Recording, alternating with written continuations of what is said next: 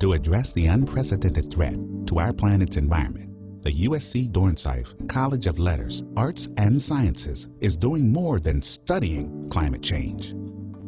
With the advantage of a unique island-based research facility, we're developing, testing, and inspiring solutions.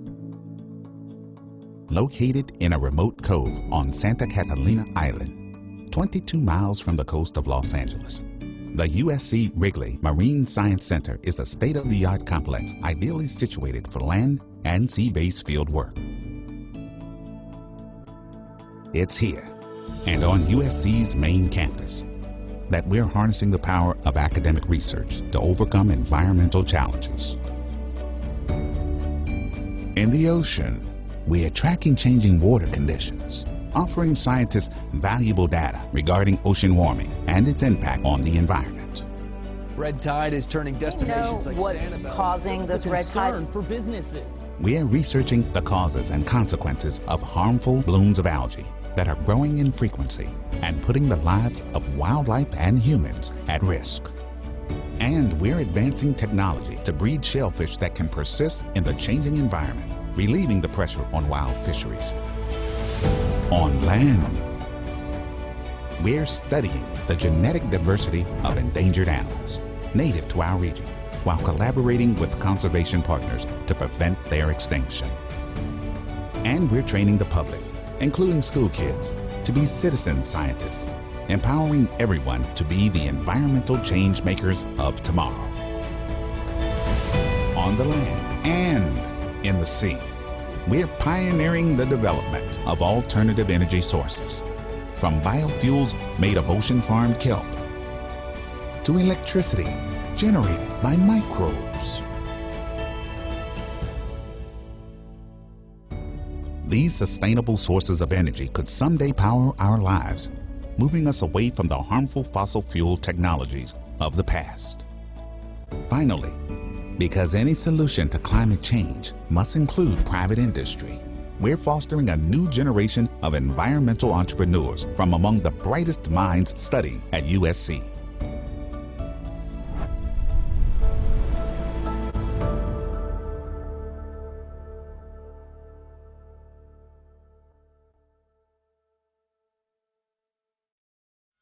The divide in politics right now is a tribal equation where the argument has become, I'm right and you're evil. And if you're evil, I can say anything about you. Everything you say is a lie. I think part of it is that facts have now become debatable. And if it is in fact debatable, it is not a fact. I think the other part is that we are having conversations about things that are extremely personal and, one could argue, controversial or inflammatory. Americans had a kind of common knowledge base. You could disagree with what to do about the knowledge, but people generally agreed on the facts. Today, anybody can get any message out there. I can tweet something right now and be arrested in 18 minutes. That speed to amplify good speech, good facts, dumb speech, and dumb facts without a filter, in one way is kind of libertarian freedom, and the other way can be very corrosive and dangerous. Thomas Jefferson, the author of our Declaration of Independence, wanted people to be skeptical of their elected leaders, challenge them, question them. And the sad thing is we've gone from this healthy Jeffersonian skepticism to a corrosive cynicism. We need to do what we can to push back towards the healthy Jeffersonian skepticism. What are the incentives that we need to try to move back in that direction, and how to study it both with practical politics and with what we can learn from academic research and the resources we have here. I'm excited that USC is stepping up and taking on this endeavor. This is something we all talk about. We all talk about the political divides on our campuses and in our communities, and USC is stepping up and saying we're not going to wait for somebody else to do it. We are going to take on the task of getting it done. To bring the scholarly resources of the academy together with leaders from the real world of politics, and also have them interact with students so that you have an impact on both education and on the society beyond the university's gates. So politics is not just a shouting match and entertainment on cable news. And so this is the place we're going to try to really address that, learn things, and hopefully be a positive force.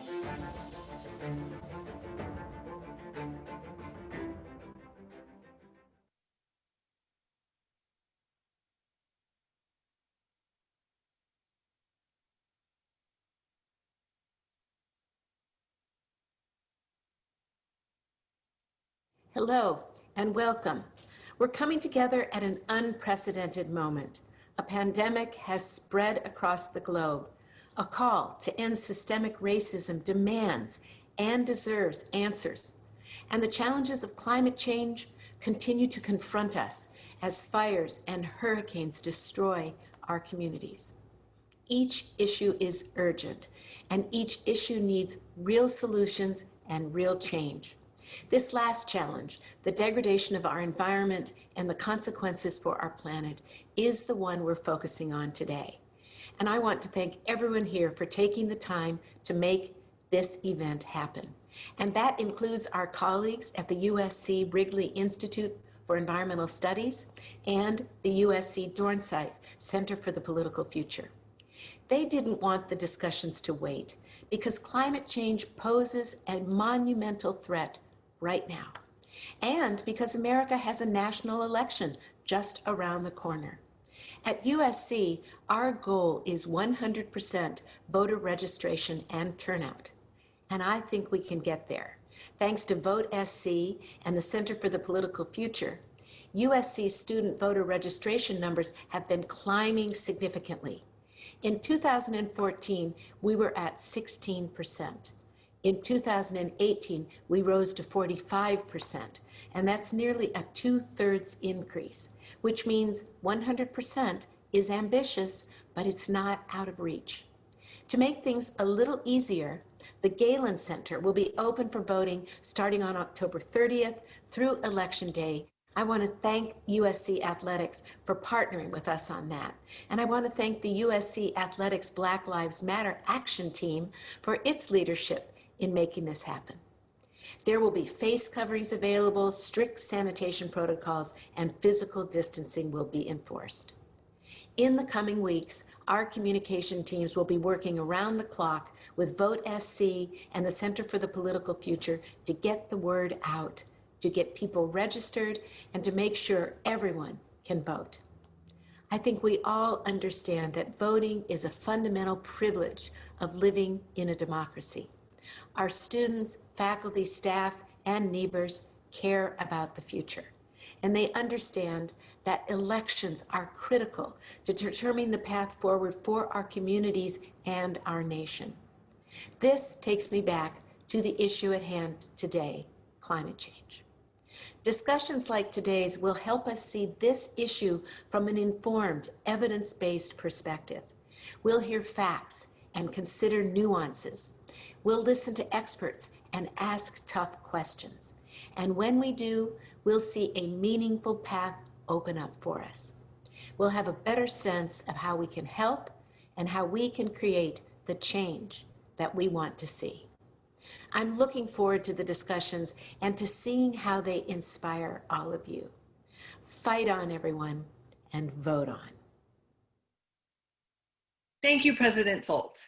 I'm Amber Miller, Dean of USC Dornsife. President Folt and I share a passion for leveraging the incredible intellectual talent within universities to address this most pressing and urgent issue of climate change. For me, this issue is also very personal. I grew up in a rural canyon in the Santa Monica Mountains. When I was 6 years old, I was picked up early from school by a friend of my parents and taken to their beach house near the base of the canyon where I lived.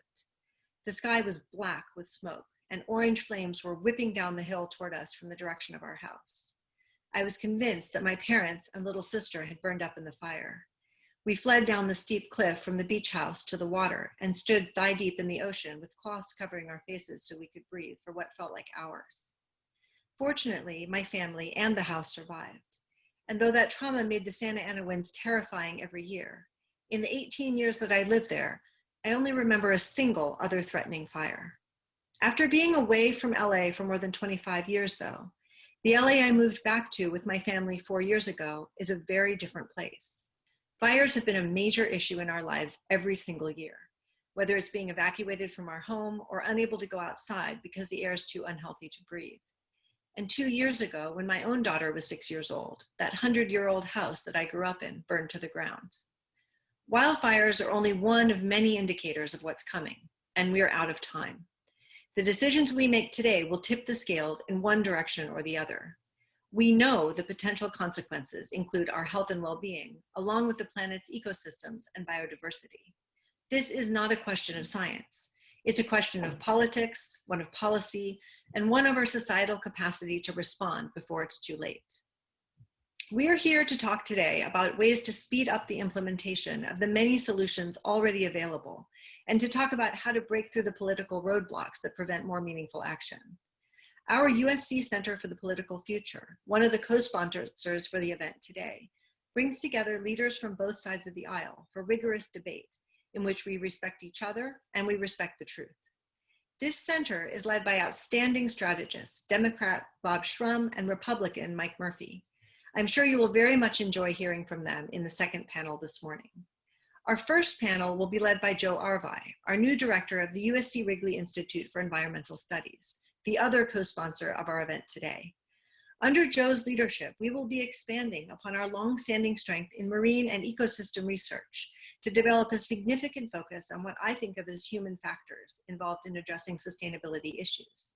He will be pulling together our political scientists, economists, sociologists, psychologists, spatial scientists, writers, and many others, and reaching out to our partners in local government and business community to work together on this crucial set of problems. Joe will be in conversation this morning with our special guest, activist, business leader, and former presidential candidate, Tom Steyer. Tom built his campaign on his promise to fight climate change.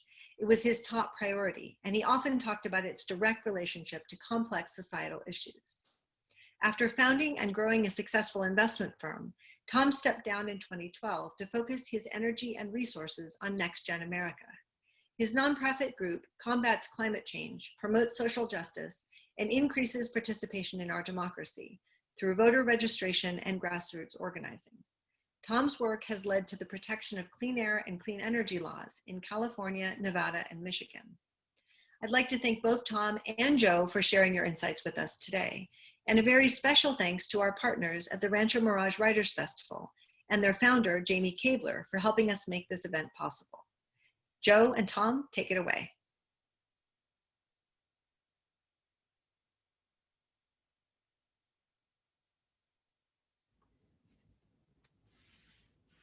All right, good morning, everyone. Thank you to President Folt and Amber Miller, the Dean of the Dornsife College of Letters, Arts, and Sciences for that introduction. And allow me also to add my introduction and welcome to Tom Steyer, who's joining us this morning. Tom, thank you very much for taking the time out today to speak about climate change. It's a pleasure to be with you, Joe. Wonderful. Well, listen, we have a short amount of time, and I think a lot of people interested in hearing what you have to say. So let's get right into it. You ran for the nomination of the Democratic Party earlier this year. You weren't successful, but I think you made a lot of very important points about climate change. Could you tell us, please, why it is so important that climate change be on the ballot on Election Day this year? Sure. Let's take a step back in terms of what has to happen after the election, because everybody in California knows we're in a climate crisis. We're not projecting a climate crisis. We're living a climate crisis here and throughout the West, but also throughout the country. You know, there are obviously record number of hurricanes and storms in the Gulf, hitting a whole bunch of southeastern states. In August, they had a hurricane in Iowa. People are living this. So we actually need to address this urgently right after this election. And that is going to mean a broad-based, important effort that is economy-wide. So when you say, why is it important to talk about it in the run-up to the election, I don't think it's fair to the American people to say, after the election, we didn't mention it to you, but if you look at, for instance, the Biden plan, the Biden Build Back Better plan, it includes $2 trillion of federal spending in the first 4 years. I don't think it's fair to the American people for a candidate for president to say after he or she has been elected, oh, by the way, I didn't mention the $2 trillion we're going to spend on green infrastructure. And you know, the other part of that plan, for instance, is 100% clean electricity generation by 2035. That's 15 years away. That's a very aggressive goal. I believe it's necessary. I think it's appropriate. I think that Joe Biden's plan is a fantastic plan, but I don't think it's fair to the American people to mention after the election. Oh, by the way, we're going to change the way we do electricity generation, which is a huge business across this country and impacts so much of the rest of our lives. And oh, by the way, I didn't happen to mention this to you, but we have this very aggressive plan. So, to me, what happens in the election and the conversation that we have on the most important topics in front of us, very much including climate, is the prelude to action afterwards. Because in effect, the candidate and the campaign have said to the American people, this is what I'm running on. This is what you're in effect endorsing when you vote for me. And afterwards, not only have I told you what I intend to do, but in addition, you've asked me to do it. Well, let's talk about that for a second. It's got to happen. Let's talk about that for a second. So when I watched you in the debates during the summer, it was hard to not see climate change be such a passion play issue for you. Now that we're in the campaign, and I'm thinking back now to the debate, if we can call it a debate, that happened on September 29th, we actually saw climate change discussed, which was a big change from prior debates and prior campaigns. So that I took as a positive. But when I look at the campaign as a whole, or when you look at the campaign as a whole, do you think climate change is getting enough coverage? I mean, is it really getting the level of attention that you think it deserves amidst the other, fundamentally crises that the country is facing at the moment? Well, I mean, Joe, you make a good point. We have at least 5 crises in front of us, including a health crisis about the pandemic, the economic and unemployment crisis that we're facing, a crisis of systemic racism and confronting it in our society, the climate, environmental crisis, and then, of course, the attack on democracy that we're witnessing real time as part of this campaign. So do I believe that climate is getting enough attention? Well, I think that what the Biden campaign has done is entirely appropriate in terms of the way they think about climate, which is to say, this is not a siloed issue, separate and apart from everything else that's going on. These issues are interlocking and have to be addressed together. So that if you look at the Biden plan on climate, with those $2 trillion and that 100% clean electricity generation and 100% net zero carbon emissions economy-wide by 2050, that plan very much falls into the overall economic plan, the need to address the incredibly high unemployment and to create millions of good-paying union jobs. It very much falls into the issue of systemic racism through environmental justice, the idea that this society has concentrated air pollution and water pollution and toxicity in underserved Black and brown communities. So as you look at this, as you look at those issues, they're not separate. Climate is very much part of interlocking problems, but also a kind of broad-based solution that's not vertical and siloed, but is very much addresses the needs of people today, the very human needs that people have today, as well as addressing the longer term question about how do we get off fossil fuels, how do we reduce and eliminate greenhouse gas emissions, how do we in effect preserve the natural world. So I definitely want to come back to that latter point in a second, but since you've brought up the campaign a few times, I can't help but agree with you. I'm not necessarily talking about the campaign at the presidential level right now. Certainly from the Republican side, it's a little difficult to understand what the campaign is doing. But if I look below that at the candidacies for people in the House and people running for office in the Senate, it seems like Republicans are better able to come up with messaging that sort of gets to the heart of things that people in the heartland of America really care about. So they won't talk about environmental justice as they'll talk about opportunity and lost opportunities for their constituencies. They'll talk a lot about a democratic plan to transform the energy sector, as you just said, as a way of taking away the livelihoods of people. My question for you is, are Republicans better at coming up with messaging at campaign time that really kind of activates and galvanizes their constituencies as compared to the Democrats' arguments, which are a little bit more wonky, a little bit more techy, and just maybe a little bit not quite as piercing emotionally as the message that the Republicans are conveying? Well, I don't think that has to be true at all. And let me go back to some ancient history, Joe, to talk about specifically the issue of economic growth, job creation, energy, and climate. So 10 years ago in California, I co-chaired with George Shultz the No on 23 campaign, which was a fight against two oil companies who are trying to get rid of California's energy laws, including a cap and trade system and some of the most progressive energy laws in the world. And the reason that I got the job is no one else wanted the job, because they felt that these companies would have unlimited money and that the argument of jobs versus the environment, jobs always win. And what we said was, look, we're going to talk about this in the context of what people actually care about today for themselves and their families. And we're going to be aware of who actually the leading environmentalists in the state of California are. And let me say that what we found 10 years ago is true across the United States. So we talked about jobs. We very much talked about creating clean energy jobs, which we have done in the state of California, and which the Biden plan does to the tune of millions of good paying union jobs, millions and millions. I'm going to get to your question about people in declining fossil fuel industries. But first we talked about job creation. And second of all, we talked about clean air. Over 3 million people in California have asthma. They are overwhelmingly in underserved Black and brown communities. That is a voting issue if your kid can't go to school or play outside safely.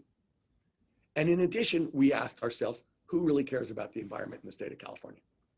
And so we knew, and we know, and it's still true, that the number one group who votes on this, who polls on this, who works on this, are Latinos. The number two group is African Americans, and the number three group is Asian Americans. So the media-inspired theory that actually who cares about this are very well-educated white people driving Priuses and Teslas actually is not true.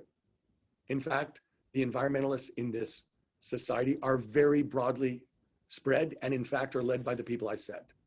So in that campaign, which no one thought we could win, we got 70% of the vote. So I'm not worried about whether our arguments are strong enough. I think the Biden campaign has done a great job of putting together these issues in a way that addresses environmental justice specifically and creating, family supporting middle-class union jobs. So I don't think there's any reason that Republicans are in a better shape, because their argument about jobs versus the environment is a complete false one. In fact, all of the research, including research that I've participated in, says doing the right thing in clean energy, in terms of the environment, in terms of climate, produces more jobs, better paying jobs, and faster growth. And we can see it right now. That argument that, we're gonna have expensive energy means you don't know what you're talking about. If you make that argument, that basically says you don't know what solar costs per kilowatt hour. You don't know what wind costs per kilowatt hour. You don't know what natural gas costs per kilowatt hour, and you don't know what coal costs per kilowatt hour.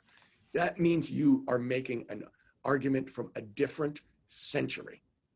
So in fact, the issue that you did bring up, which I do consider to be a huge issue of morality and justice, is making sure that working people in declining fossil fuel industries are taken really seriously. That this is not some trivial issue, by the way, isn't that too bad? No. As a society, we have responsibility to those people to make sure that we do not solve this problem on their backs, to make sure, look, we're going to create millions of good paying union jobs. That's exactly what they're looking for. And it's absolutely critical that any government make sure that in fact, they get access to those jobs. They get a chance to be held constant, to not, basically to be held harmless. And that is a critical issue in terms of justice and right in our society, and respect for the dignity of working people and working families, which, by the way, Joe Biden never talks about this without talking about. But that is a true issue. But the argument that they have the better of the argument, either in terms of communications or in terms of fact, I don't believe has to be true at all. And I think I've run a bunch of campaigns on this, and honestly, they lose every time. So let's talk more about that. I mean, the coal miner in West Virginia, the oil worker in Texas or Wyoming. You know, I've heard the stories too during the campaign about good paying union jobs, about transitioning industries towards a low carbon future.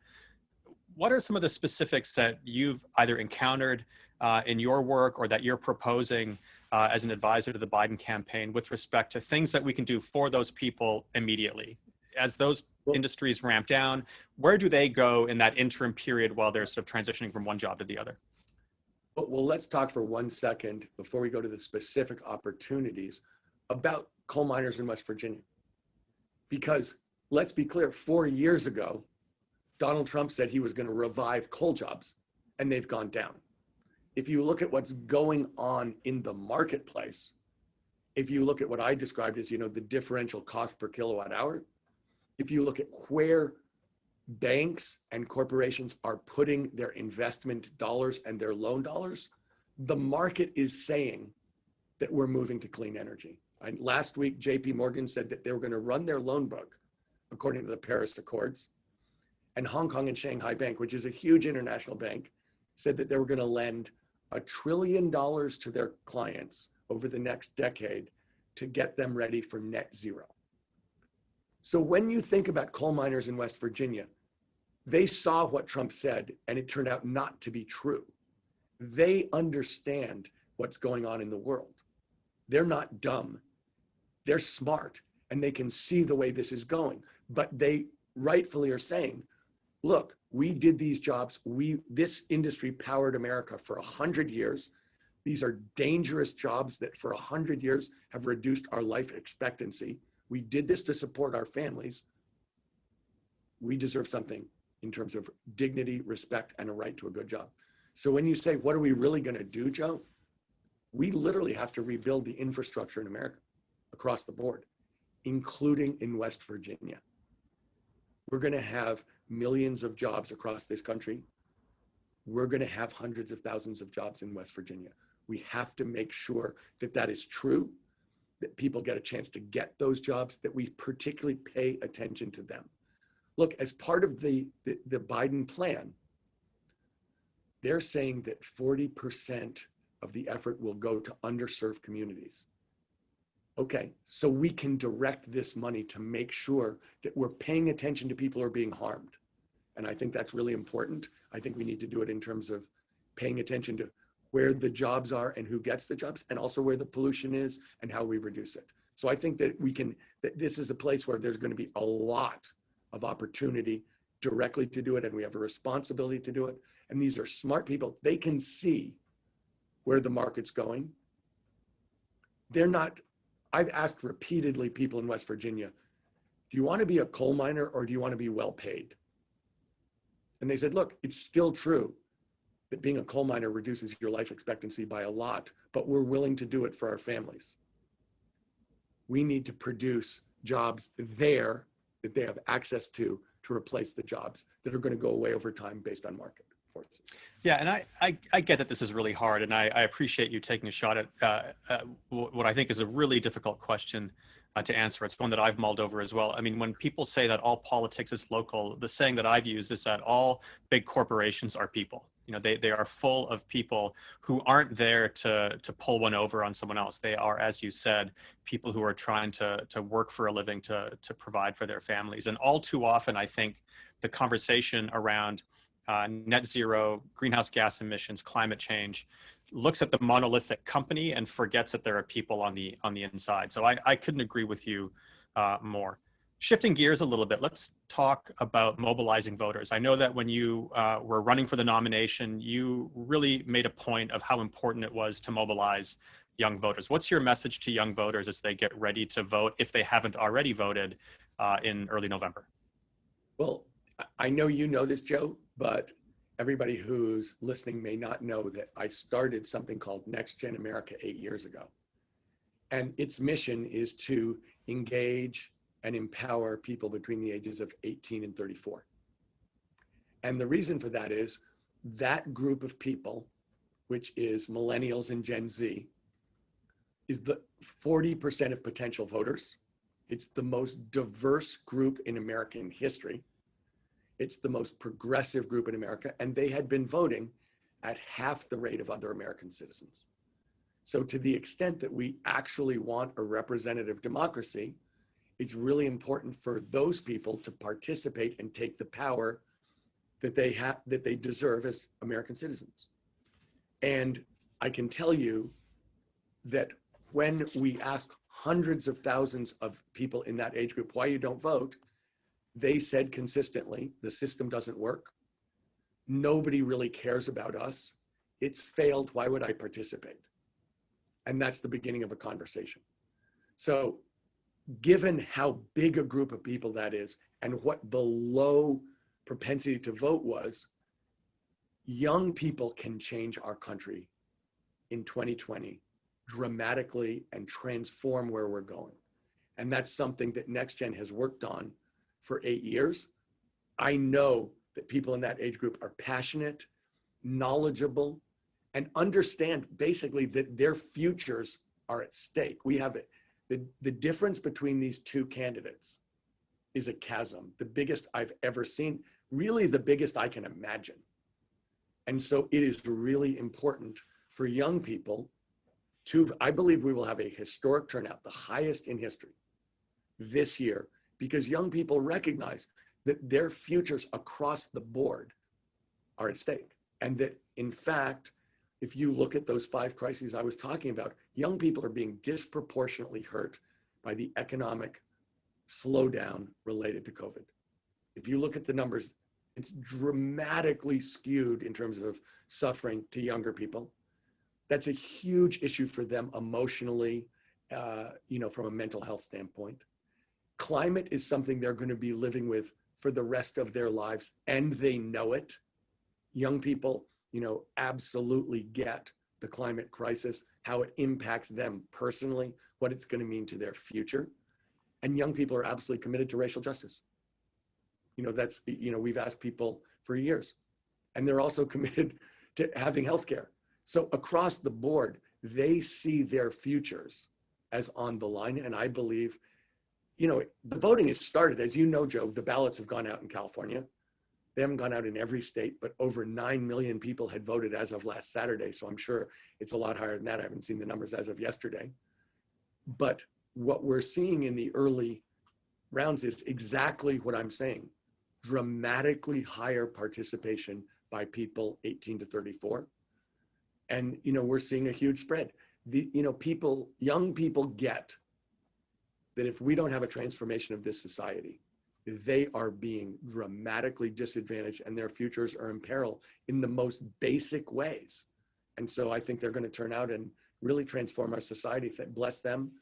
I think that they're going to be a huge swing to the tune of tens of millions of votes this November. Well, I'm seeing that too, and I hope that everyone who's watching the webinar right now does go out and cast their vote either on election day or early if they're able to. I was at the polling station myself on Saturday, and yeah, it was a very busy polling station, much busier than I've ever seen for people dropping off their mail-in ballots or their early votes. But since we're talking about young people, you made a really important point, which is that they're going to be living with the effects of climate change for their lifetimes, and probably their kids are going to be living through climate change in their lifetimes. I've seen data, and I'm sure you've seen the same data, that if we turn the tap on greenhouse gas emissions off tomorrow, which we've kind of done during COVID in many respects, the momentum of climate change will carry us forward, resulting in the same kinds of negative consequences that we've been seeing in California and around the country this year and in every other year leading up to this one, it seems like. So my question is one of adaptation versus mitigation. We talked earlier about transforming the energy sector, mitigating climate emissions. What about the adaptation side? What's your take on adaptation and what we need to do as a country and maybe as a global society to really make meaningful inroads on climate adaptation? I view this, to use an analogy, I view this as symptoms and root cause. And so do we have to treat the symptoms? Yes. We had 4 million acres burned so far in California this year, more than twice any previous year, and really multiples of a normal year, many multiples, like 20x. So, do we have to deal with the way we manage our forests? Yes. Our people on the East Coast where the oceans are rising, going to have to deal with the fact that their streets are flooded? Yes. Is there going to be all kinds of building and repair and adaptation that has to be done? Obviously. And there's no way around it. And we have to do it responsibly, and we have to take care of people, because any idea that we're going to miss the climate crisis is over. We're in the climate crisis. But at the same time, as you said, look, we're not at 1.5 degrees. That's what the UN said we could keep it to if we were particularly aggressive between now and 2030. But we're not there, and we're seeing this before we get there. So we know that this is less bad than what we're going to experience if we get to 1.5 degrees Celsius. So, which is going to happen over the next, according to them, 10 years, which, in my mind, I think that that's probably a rosy view of what's going to happen. So we absolutely have to have this urgent, overwhelming attempt to transform the way we generate and use energy. And that's got to happen, and it's got to happen. It's a broad-based thing. That's why the Biden plan, $2 trillion is a lot of money. That's a gigantic rebuilding, but it doesn't really even take into account what the private sector is going to have to do and is going to do in order to make money. That's why I quoted to you JP Morgan and the Hong Kong and Shanghai Bank. Those are not charitable organizations. Those are organizations who are saying, this is how we're going to make money going forward. This is a, tens of trillions of dollars opportunity for the world. And so, I'll say one other thing, Joe, just so people know. I haven't seen the numbers for September yet, but as of June, the percentage in 2 of the big 5 banks, the percentage of their loan book that was associated with fossil fuels was 3 to 4%. The percentage of the non-performing loans that they had related to fossil fuels was 46%. So you can see something happen in the marketplace. The cost of wind and solar is cheaper than the cost of fossil fuel electricity. The cost of an electric vehicle is going to cross the upfront cost of an internal combustion driven vehicle in the next 3 years. But you can also see the loans being made to fossil fuel companies in the United States are troubled. That bit, you can see the marketplace changing. And so we're going to see a necessary, huge transformation on an economic and manufacturing and trade basis of how this is going to work in the real world, what kind of jobs, what kind of new industries, what kind of new products have to happen. And if the US doesn't jump on this and lead the world, then someone else will. And we won't be creating those products and companies and good paying jobs. Somebody else will.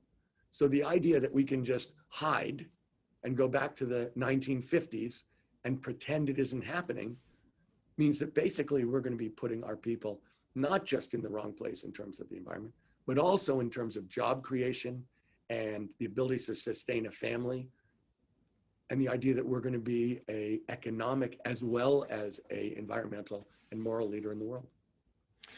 Speaking of that then, what you've just said about global finance, global lending, whether you're a large institution like the University of Southern California, a pension fund, or even an individual who's looking at their 401k, is this the time to divest from fossil fuels? Joe, it's long past the time to divest from fossil fuels. And let me say this, I know that this has been an issue for over a decade. And probably for just about a decade, I haven't done it much recently, but I used to do it more between 2010 and 2015. I would go to investment conferences. I was an investor for 30 years, and I completely stepped away from it at the end of 2012. And I would say to people, you're making a big mistake. You're betting on the past in these fossil fuel things. We're moving to clean energy. It's inevitable. It has to happen. And so if you're betting on the past, you're going to lose a lot of money. It's a mistake. And I will say between 2010 and 2015, people viewed me as kind of like the two-headed beast in the circus. Like, that's interesting. Someone said that. I mean, it's clearly crazy, but wow, that's an interesting new thought. if you look at the returns, that's why I mentioned the non-performing loans for these banks. You know, this has been Exxon, I'll use one specific company. The stock price for ExxonMobil, the biggest American oil and gas company, peaked in 2007. The fact that you've held on to your ExxonMobil not only means that you've lost a lot of money, you also haven't made a lot of money. You know, I think that there were 4 tech companies, I looked at it several months ago, there were at least 4 tech companies that had a higher market valuation than all of the American oil and gas companies put together. So when you think about, is it time to divest? Look, from my standpoint, it's important to make for, you know, the leading institutions in the world to say we need to move to clean energy. This is something that has to happen. We know this from a value standpoint. We need to do this to preserve the natural world, to preserve a place for human beings to thrive. It's important. But just on the economics, investing in declining industries generally has not been a good thing to do just in terms of returns. And in terms of fossil fuel investments, it's been a terrible thing to do. And in my opinion, will continue to be. You know, there's an expression on Wall Street, catching a falling knife. That's what you're doing when you're investing in a declining industry. You're basically saying, okay, it's going like this, but I'm going to get this little bump. It's like, nah, actually, you're catching a falling knife. With very good odds, you're going to have bloody hands when it's over. Interesting. So we're going to go to public questions or questions from the viewing audience in a second, but I've one more question for you. We talked about this in the virtual green room. I'm a person of science. I've worked as an environmental scientist, but also as a psychologist for the last 20 years. We were talking about scientists as communicators around climate change. I'll be the first to say it so that you don't have to. I think scientists are downright lousy when it comes to communicating the science of climate change, or really kind of communicating the science of anything that's of real importance in society. What's your take, and what's the solution? Well, I think you have to step back, Joe, and ask how scientists normally communicate. And let me say that my grandfather was a research scientist. And if you're a research scientist, you're publishing papers. And when you publish them, everybody else gets a shot to look at it and say, you know, here's why you're wrong. So people are very, very careful to make sure that when they say something, they're sure they're right. And so they're very cautious in terms of what they say. They never want to overstate the case under any circumstances. And they talk in very dry and unemotional terms, because that's how people in academia, it's an intellectual, you know, objective medium, and the way people move ahead. And so that's how they talk. But that's not how people relate to issues. You know, people to relate to issues, emotion. You know, I always say politics is really from the neck down. It's your heart and your guts more than it is your head. So to the extent you're presenting an objective, far off, reasoned, extremely cautious view, then you're not going to be engaging people from here down. So I look at scientists on climate, they've done amazing work. They've brought it to our attention.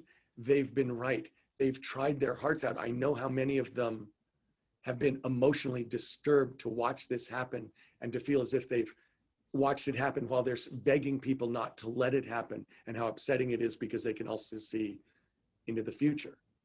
But I think that, you know, what we did in 2010 in that proposition in California really is what has to happen, which is you have to engage people where they are. You have to engage them on the things they care about, like their family's health, their ability to support a family, to have a good paying job. You know, now I think this is moving because people are now living the climate crisis, you know, as we have in California through the fires and the smoke. But I think that, you know, that is not a scientific way of relating to people.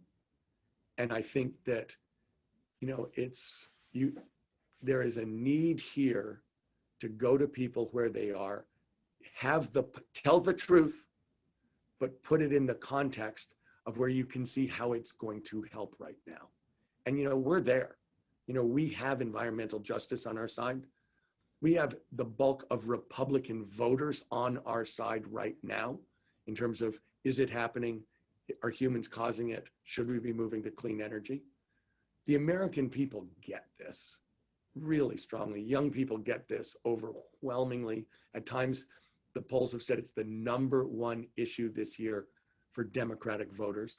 This is something people care about, and scientists deserve a lot of credit of getting out the facts, of fighting for it, I think some of the work they've done has been honestly heroic in terms of what they've been willing to sacrifice and where they've been willing to go and the risks they've taken to show this. So I give them a ton of credit, but I know that in communicating on this, you've really got to bring it down to the gut level so people understand, how this is going to affect them, their families, the people they love. Well, stay tuned. I'll put in a small plug for the USC Wrigley Institute for Environmental Studies. We're going to be taking a run at this in the new year, looking for ways to help the next generation of leading scientists on climate and sustainability do a much better job of doing what you said, communicating at the level kind of from the neck down. I think it's absolutely crucial as well. I'm going to switch over to the audience, viewing audience Q&A now. One of the first questions comes from someone who hasn't given their name, but I think it's a really important question. A lot of Republicans and Democrats disagree on the causes behind climate change, even if now increasingly more Republicans are seeing and believing that climate change is real. But when we get at sort of the disagreements about the causes, you see a lot of eye rolling from liberals and progressives at what they view as sort of out of touchedness or downright kind of head in the sandedness when it comes to how Republicans view the issue. What advice do you give to people on the left about how to communicate with Republicans? And maybe more fundamentally, because we've talked a little bit about this already, is the system too broken for the left and the right to talk about this in a constructive way? Well, it depends if when we're talking and in what context, Joe. So in terms of this election, so leading up to November 3rd, I think what's really important for us to do is to motivate and engage people who already agree with us. I think there's, that is actually, when I talk about turnout of young people, I think that that's going to be an overwhelming fact of what happens, as opposed to trying to convince people that they should change their vote based on changing their opinion about what's happening in terms of climate change. So I think that on that score, there's no doubt that, and what, I believe is we should be dealing with turnout.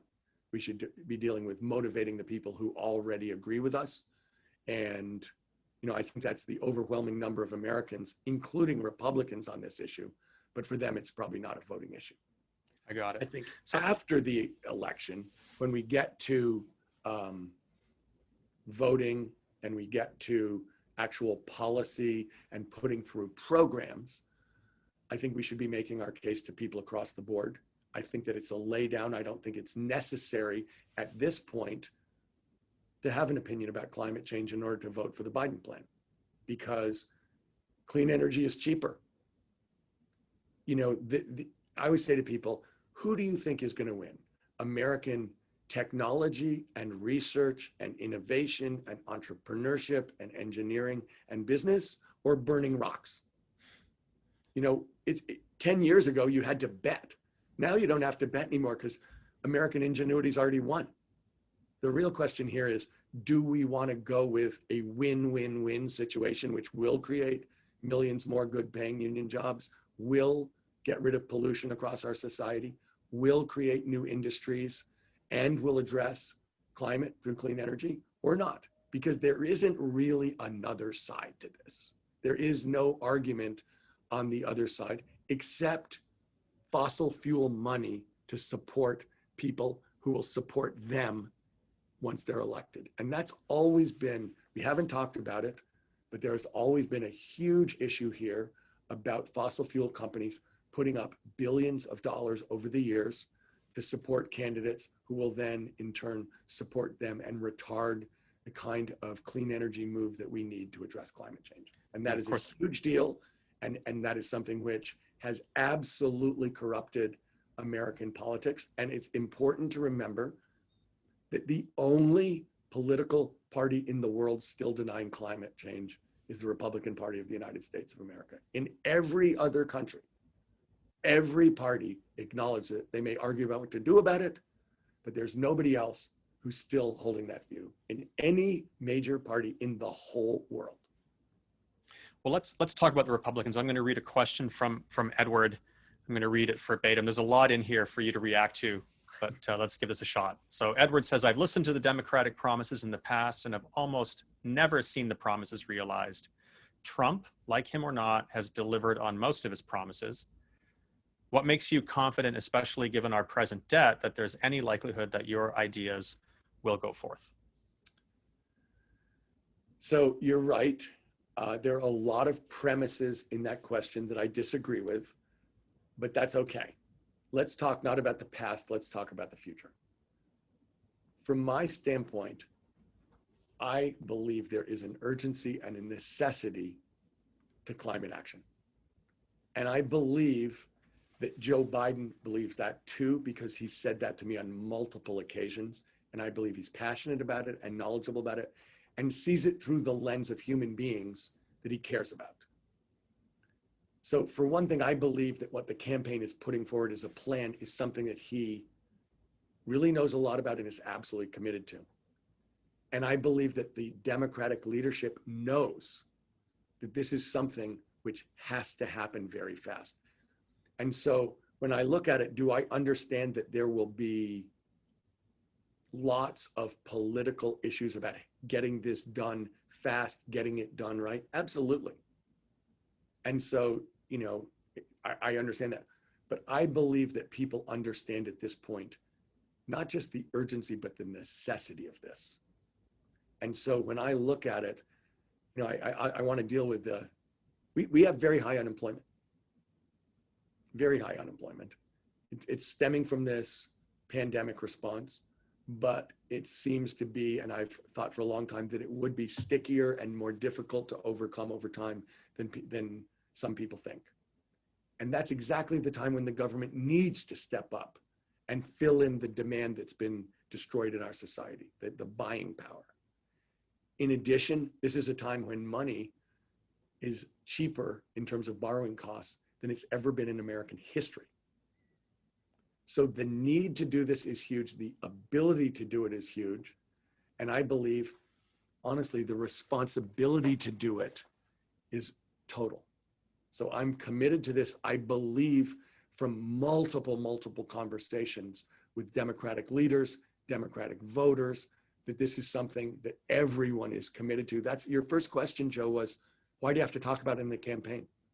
So the American people both know what they're voting for and can hold people accountable to getting it after the fact. So I think this is something where this really, honestly, if you look at the science, has to happen. And this is a time when it can happen, both in terms of demand and cost, and where the party is completely committed to this pretty much down the line.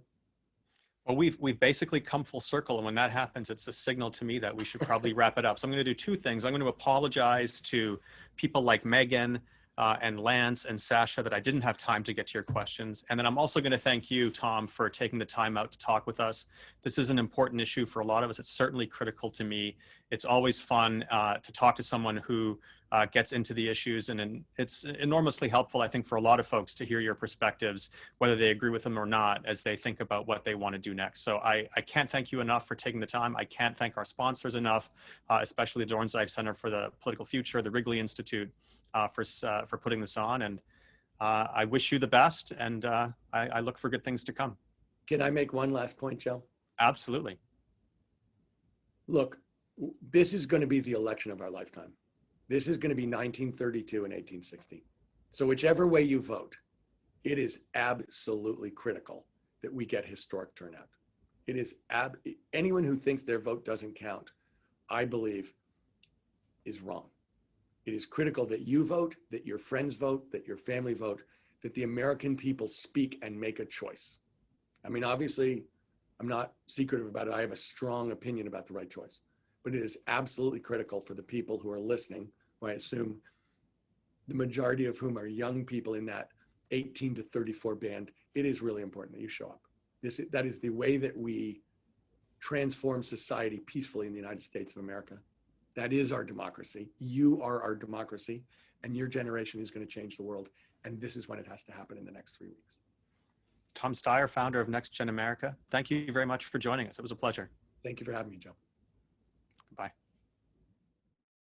So I'm Bob Shrum, the Warshaw professor and director of the Center for the Political Future at USC Dornsife. For about the next 10 minutes before the next panel, we're going to talk about public opinion, climate, and the campaign with my friend and colleague, Jill Darling at USC Dornsife Center for Economic and Social Research. She led the famous Daybreak poll during the 2016 presidential election. And in partnership with the Center for the Political Future, the Daybreak poll is now tracking the 2020 race and conducting 3 separate surveys to measure voter opinions about key issues as well as the candidates. So Jill, let me get right to it with the first question. Welcome. And the data that you have show that 58% of US residents think climate change is caused mostly by human activity. But do those attitudes break sharply along partisan and generational lines? Hi, Bob. Yeah, thanks for having me on. This is such a fascinating conversation that everybody is having about all of this. So we do see really sharp differences in attitudes by party, age, and also education. In our polling, we have seen about 3/4 of Democrats think that climate change is more than just natural variation. And actually the biggest group who are sort of in that camp are independents who lean towards the Democrats, which potentially are people who are not necessarily satisfied with how the Democrats have handled climate change in the past. And we really see a smaller percentage of Republicans who agree with that assessment, although that has increased over time. And we have right now at about 44% of Republicans saying that it's due to natural rather than human causes. And we also asked about whether or not people thought that climate change was actually even happening. And about 12% of Republicans say that. And so you also asked about age. So younger people across the board are more likely to attribute climate change to human activity than older people. We had about more than 6 out of 10 millennials and Gen Z generation attributing human causes. And then as you look at it, it drops about 4 points per generation after that. It just gets sort of less and less. Even among Republicans, you can see even the most skeptical group that humans are causing climate change. We're seeing generational differences in there. Millennial and Gen Z Republicans were 16 points more likely to believe in human causation compared to older Republicans. And interestingly, that question, the answer about whether climate change even exists, there's really no difference across age groups. But in the other important break in educational level, you do see that difference. So not only is there a significantly higher percentage of belief in human causes among college-educated Republicans, but significantly fewer Republicans who have college degrees are likely to say that there's no climate change at all. So that seems to be, education and understanding seem to be a big part of helping people see what's actually going on. Do people think they have a personal responsibility to deal with this issue? And what role, for example, do they think the federal government should be playing? Yeah, so people do. And Pew's recent study on climate change found that 2/3 of Americans don't think that the federal government is doing enough. And our center recently conducted an LA County survey that's part of our LA Barometer series. It asked about local government because we were in LA County, as well as personal responsibility. And we found a very similar 2/3, close to what Pew found nationwide, saying that local government in this case is not doing enough.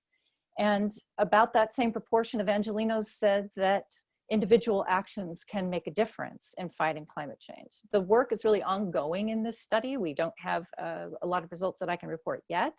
It will be out pretty soon. But we've also documented the kind of behaviors that people are doing, and we can watch that over time because this is an ongoing series. A recent PPIC, Public Policy Institute of California survey asked a question the different way and found that 3 out of 4 Californians were willing to make lifestyle changes, so actually do something to make a difference. And in LA, we found that 3/4 of Angelenos have done things like adopting LED light bulbs, more than half have energy efficient appliances.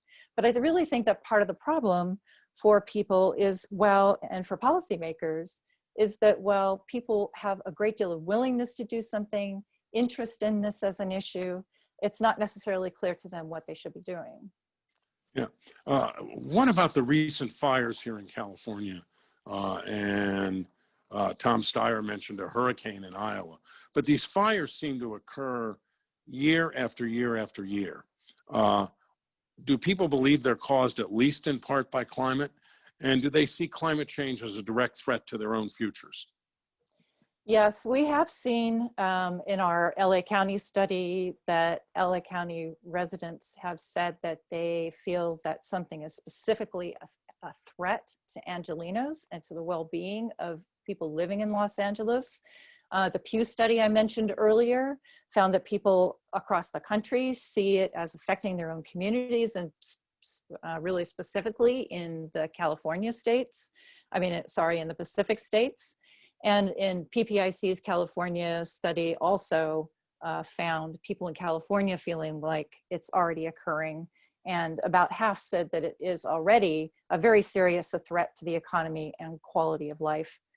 Generally speaking, Californians and Angelenos have a higher concern about this compared to the national average, which I think is not too surprising. I think you'd probably find something like that in the hurricane states as well. Let me get to the campaign and what's happening in 2020. In our USC Dornsife polling data, the Daybreak poll, which this morning has Biden almost 13 points ahead, and we've had a separate poll that shows him with a massive lead on who can best handle climate change. But climate has not emerged as a top issue in the 2020 election. Can you tell us about that? And are there discrete groups where it actually seems to make a difference in voting preference?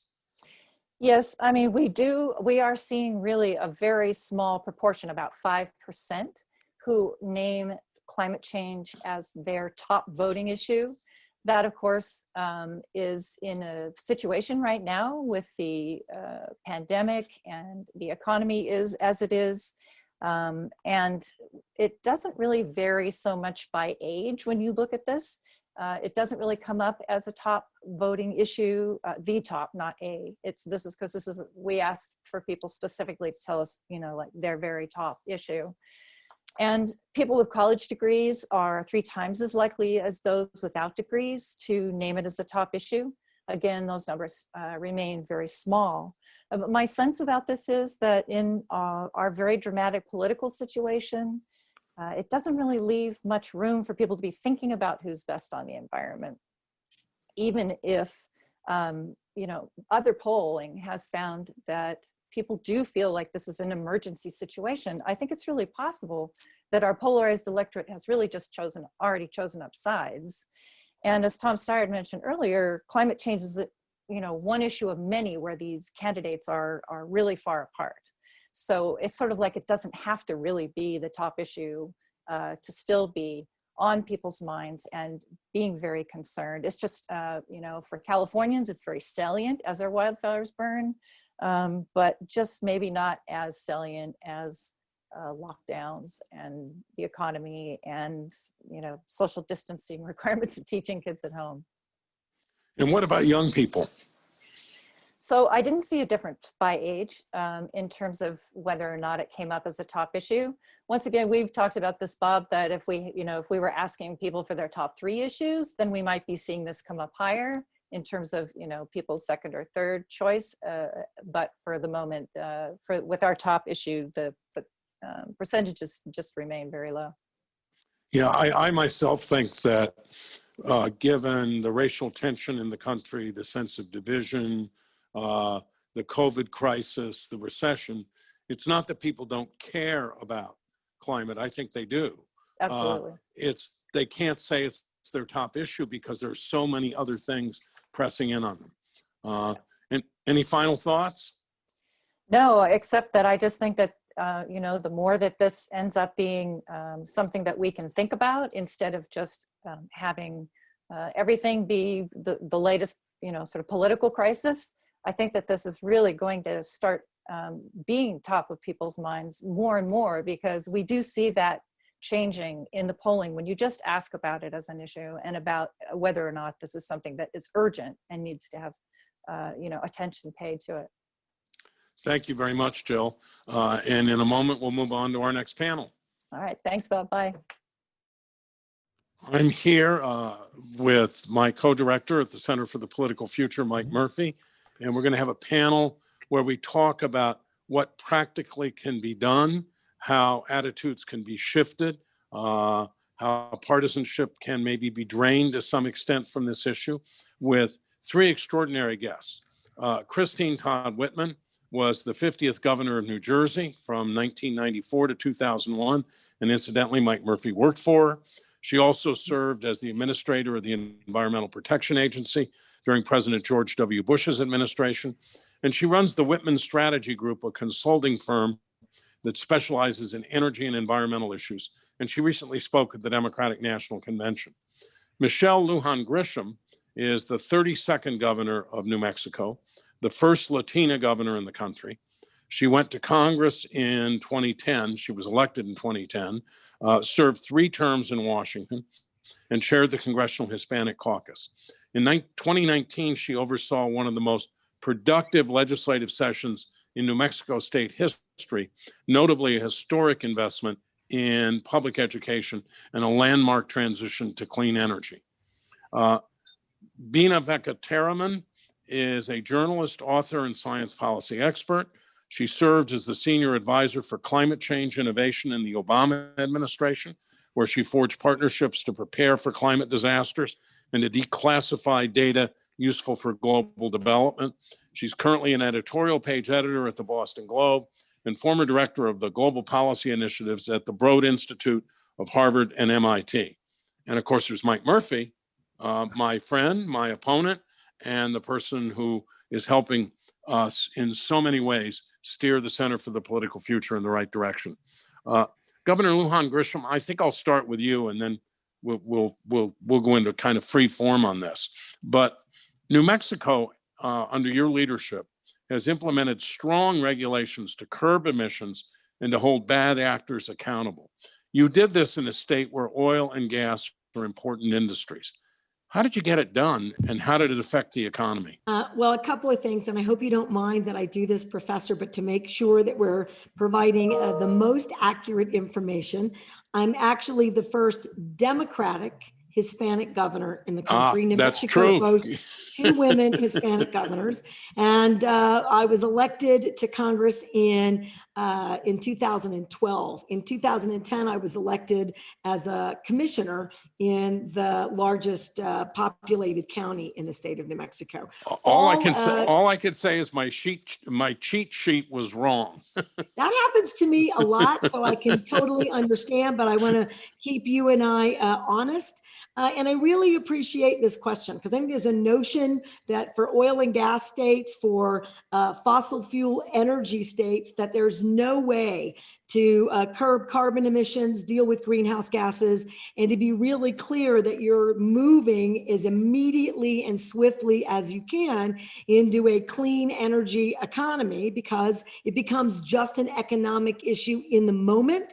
And people get very nervous about talking about saving the planet and making sure that you've got an economic future. We fund our entire education system using oil and gas. And the other thing I want this group to know is we're the 3rd largest oil and gas state in the country, with one of the largest oil and gas reserves anywhere in the United States. So we have to really think about what we can do to be responsible citizens and address climate change. So here's what we did. We made sure that we did it right out of the gate after I got elected, because there was real momentum by consumers who are very clear, and by young people who understand unequivocally, A, New Mexico doesn't have the water resources. B, we're like the 3rd sunniest state in the nation. We have incredible wind resources In fact, right now we're leading in wind energy investments and all the major grids. So if you're going to do grid modernization, come together in a tiny rural community in southeastern New Mexico. And rural frontier communities are never going to have a chance to have a diversified economy if you don't move into a clean energy economy. And we're an innovative state and a high-tech state. So it all links together. So this is how we did it. Democrats, in large part, but not entirely, really ready to embrace a clean energy economy. Republicans interested in methane. Why are we flaring it? And why aren't we doing jobs before you get to the air quality and absolute horrific nature of that pollution? We're just burning money. So we've got a variety of opportunities to harness that in a transition. And we used both our agencies. Typically they compete. We used our oil and gas cabinet to talk about regulating for bad actors, so it was fair. And we used our environmental agency to deal with the methane rules. So we're gonna basically be capturing 98% of all methane emissions. And the last strategy that really made a difference is we used our national labs and our private sector laboratories who are engaged in any number of ways of high-tech efforts to look where we have methane leaks and problems. And also they're looking at strategies that would create fuel cells with methane on site. It was tough to combat, right? An economic strategy for the future using science, and it moved the entire industry. And we got nearly universal support out of our legislature as a result. Nearly universal support. So let me ask Governor Whitman, and then Mike, you might want to weigh in on this too. What is the likelihood that the Republican Party can move on climate change, engage in measures like this, as they apparently did in New Mexico? And how can GOP leaders speak about climate change to their core constituencies so they can create a new consciousness about it? Well, there are a couple of things rolled up in that question. The first one is, yes, Republicans can get back to talking about climate and then talking about the environment in an intelligent way that respects science.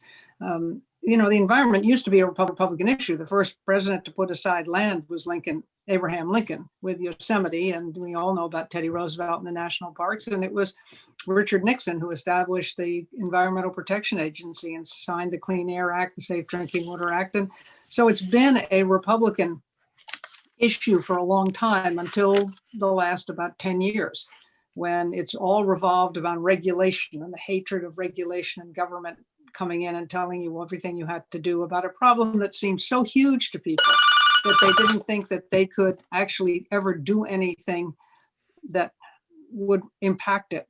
And a mistake, I believe, by environmentalists calling for climate change and saying it's all or nothing and humans cause it, which humans don't, but we certainly are exacerbating a natural phenomena that to the point where nature can no longer absorb it and we have to act. But we're seeing it every day. And the way to really, I believe, approach the Republicans, some of what the governor did, absolutely, showing where the economic development can come from engaging in and developing new technologies, for being smart about how you deploy your energy around the state and help communities grow because of that. Those are the kinds of things that will appeal to them. A lot of the Christian conservatives are coming together now and saying, if God gave us the earth, then it's our responsibility to tend to her and take care of her. And so that's an appeal for Republicans. But the way to save money because of the cost of what we're paying for these storms, these droughts, the fires, all the things that are coming to us from our from the climate change. And then when you add into that, it's a national security issue about which Republicans are supposed to care a great deal because it destabilizes countries that are already not perhaps the strongest and pushes people into cities where there are no jobs for them, where there are no housing for them, and where Al-Qaeda and ISIS go to recruit and where organized crime takes over. There are a whole lot of those issues you can pick out, any one of them. But the good news is there already is a coalition in the Congress of Republicans who are pro climate change and taking action on climate change, and the public is pushing us there. Because back in 1970, when Richard Nixon established and signed the legislation establishing the Environmental Protection Agency, it didn't come because Congress came up with this idea. It came because people said, enough already. We're sick of rivers spontaneously combusting. We're sick of the land looking like a garbage dump. And we're sick of being told we can't go outside because of bad air quality. So we have a role to play as citizens, and we're doing that. And you're seeing it particularly, as the governor mentioned, amongst young people. Young people are really passionate, and it's their future. They know it. And we have proven again and again that it's not a zero-sum game, that you can have a thriving economy and still have a clean and green environment.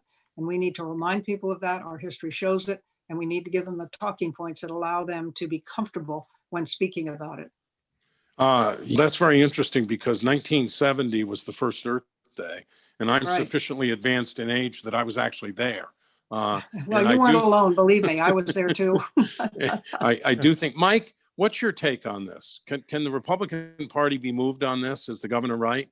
I think the governor is right. My friend, the governor is almost always right. We go back to all kinds of. Hey, you're not even a client anymore. I can say that. So I agree with what Governor Whitman said. The problem in the Republican, well, first of all, there are green shoots, so to speak, of hope in the party. The people in suburban districts that are a bit more forward-looking, and they have a more forward-looking electorate. So they are forced, as Governor Whitman made this point, they're forced by the politics of their own survival to move on it. The question is the speed of the movement and what the headwinds are. I mean, there are some rural, hardcore Republican towns in Northern California that are now very much hip to the climate change issue because they're on fire. But we don't want climate change politics that lag a crisis, because then we're never going to get the political leadership we need to get in front of this, which is where all the policy leverage to have an impact is. So the question is, how do you get there? Well, there are a couple of problems and challenges on the Republican side. Some may be temporary, some may be structural, but they've all got to be addressed. Number one, politics is very tribal now, and climate change has become sort of a partisan faith issue. And the Democrats may say, hey, we can virtue signal. We're right on this, you knuckleheads. And there's a political profit in that, particularly of younger voters. The problem is, as we know in California initiative politics, when you partisanize an issue, you automatically create an opposition, because the minority side of the political equation says, well, if they're for it, I got to be against it. And if they attack me for being against it, I'm really against it.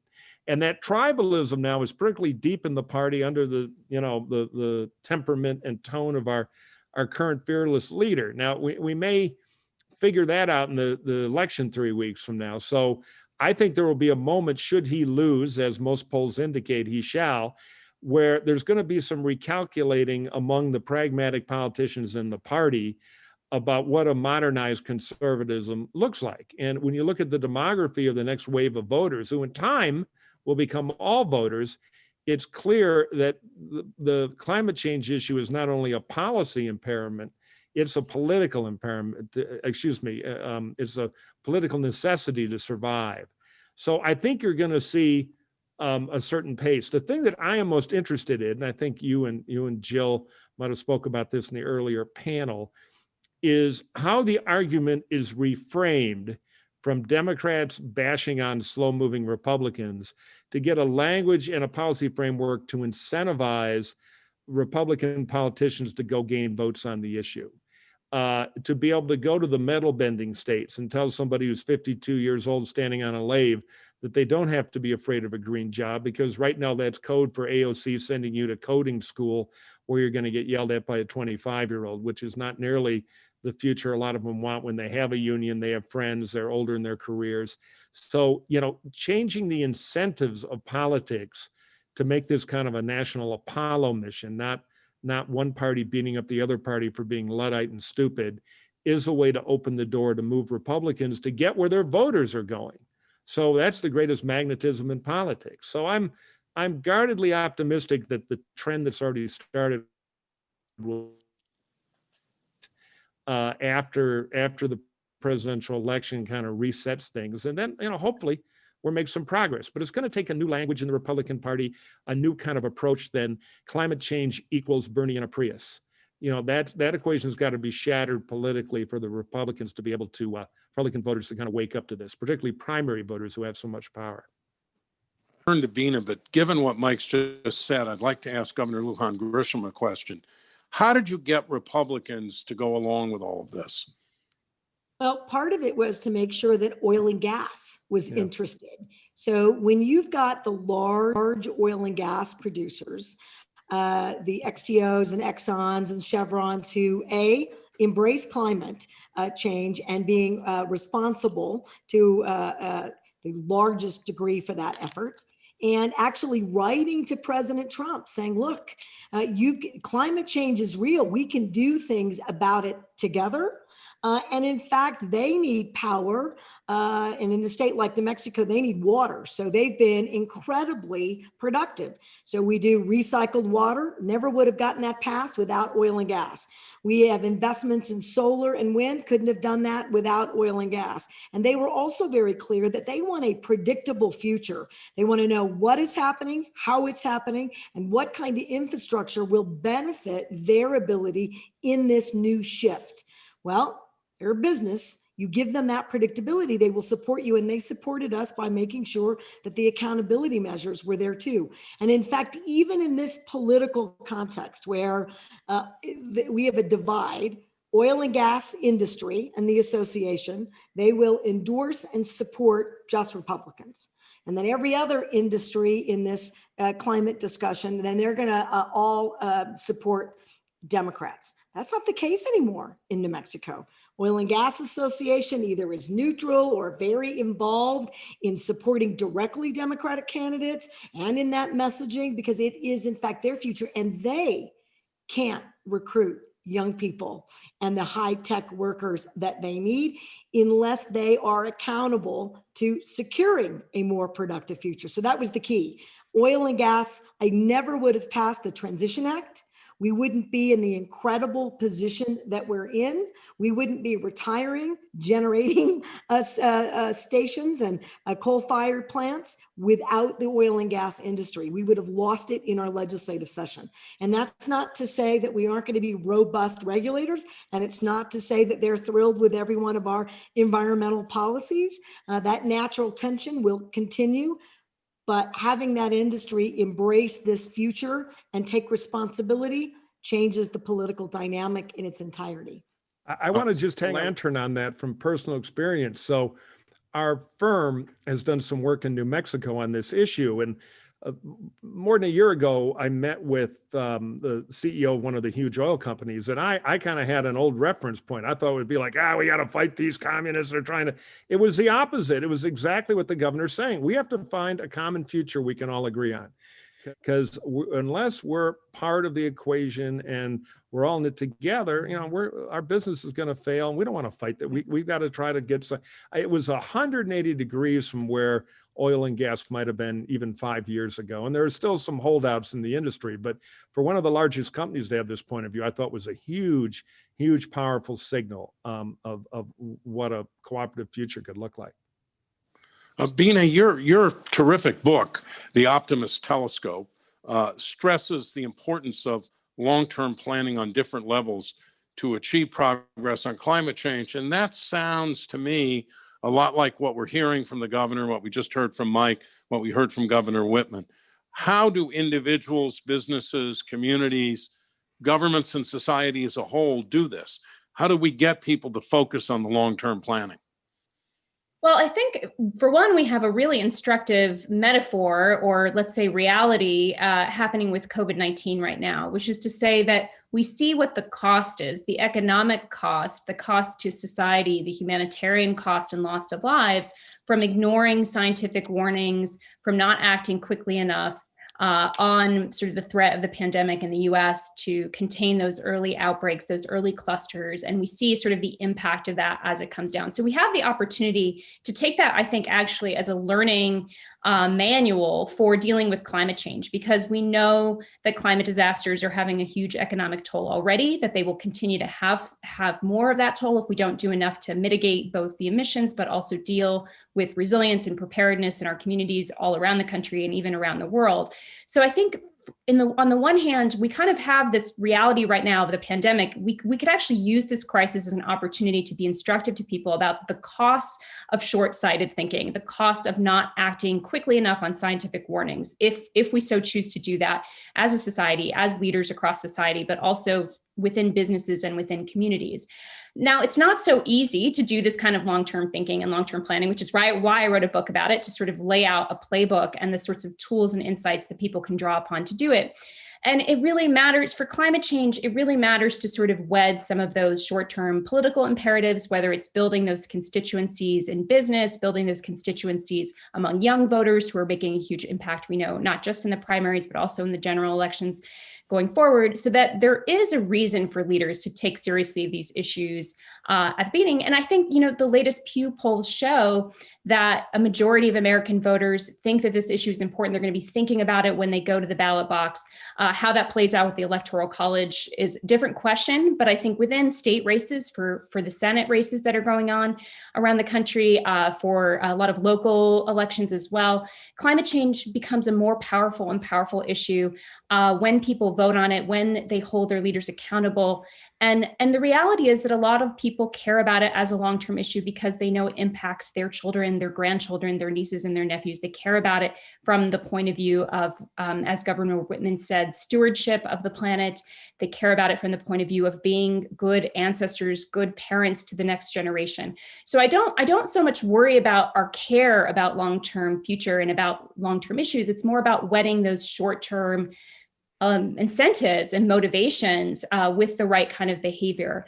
And I think in the business environment, it was great to hear Governor Lujan Grisham talk about sort of the way she built those alliances with constituencies in oil and gas. And I think an important point is raised by that, which is that predictability can come from strong laws. It can come from regulation. I'm thinking back to under George W. Bush and Governor Whitman, the light bulb efficiency standards and how that created and unleashed innovation in light bulb generation. So there are ways in which regulation and clarity of law can actually build in long-term innovation from sectors of the industry that we want to see make the kinds of innovations that need to happen on climate change. So I would say a lot of this is about finding those sweet spots, finding those opportunities, but really trying to align the different motivators we have, whether they're political or financial, getting those levers aligned with the kind of long-term thinking we need to deal with the crisis. Can I just add something as a backup to that? Certainly. Yeah, absolutely. Particularly on the point of the cost of ignoring climate change, just as of July 8th of this year, just in this year up to July 8th, before you had the big fires in California, before the worst of the hurricanes, we'd had 10 weather-related, climate change-related weather events. And each one of those cost us $1 billion in recovery. And that was before the worst of what we've seen. So there's a very real financial impact that can be shown to the American people, and they're getting it. They're getting it because they've been displaced. So many people have been displaced and are trying to get the help that they need. So it's already there for them.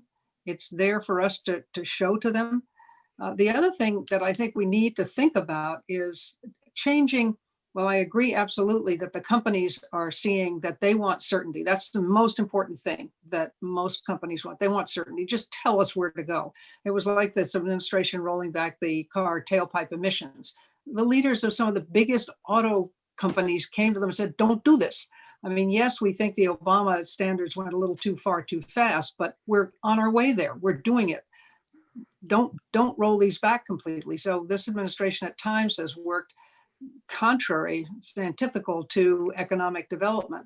But the other problem I think we suffer from is our requirement for publicly traded companies to do quarterly reporting and projections, because that makes it much more difficult to do the long-term kind of projecting that we need and thinking. And we need to take a look at that or send the message that shareholders have got to understand that the important thing is that they're building for the future. And I think shareholders would get it. It's when you get nicked by the SEC and all those agencies that review you every time you have an annual report, and your quarterly earnings come out as well, and the questions that they ask.